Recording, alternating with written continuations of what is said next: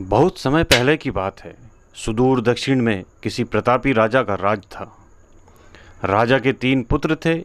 एक दिन राजा के मन में आया कि पुत्रों को कुछ ऐसी शिक्षा दी जाए कि समय आने पर वो राज्य के कामकाज को संभाल सके।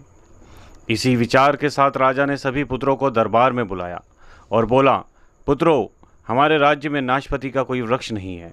मैं चाहता हूँ तुम सब 4-4 महीने के अंतराल पर इस वृक्ष की तलाश में जाओ और पता लगाओ कि वो कैसा होता है। राजा की आज्ञा पाकर तीनों पुत्र बारी बारी गए और वापस लौट आए। सभी पुत्रों के लौट आने पर राजा ने पुनः सभी को दरबार में बुलाया और उस पेड़ के बारे में बताने को कहा। पहला पुत्र बोला, पिताजी, वह तो बिल्कुल टेढ़ा मेढ़ा और सूखा हुआ था। नहीं नहीं, वो तो बिल्कुल हरा भरा था, लेकिन शायद उसमें कुछ कमी थी क्योंकि उस पर एक भी फल नहीं लगा था।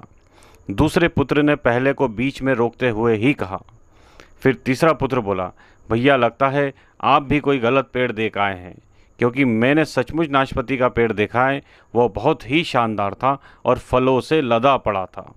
और तीनों पुत्र अपनी अपनी बात को लेकर आपस में विवाद करने लगे कि तभी राजा अपने सिंहासन से उठे और बोले, पुत्रों, तुम्हें आपस में बहस करने की कोई आवश्यकता नहीं। दरअसल तुम तीनों ही वृक्ष का सही वर्णन कर रहे हो। मैंने जानबूझकर तुम्हें अलग अलग मौसम में वृक्ष खोजने भेजा था और तुमने जो देखा वो उस मौसम के अनुसार था। मैं चाहता हूँ कि इस अनुभव के आधार पर तुम 3 बातों को गांठ बांध लो।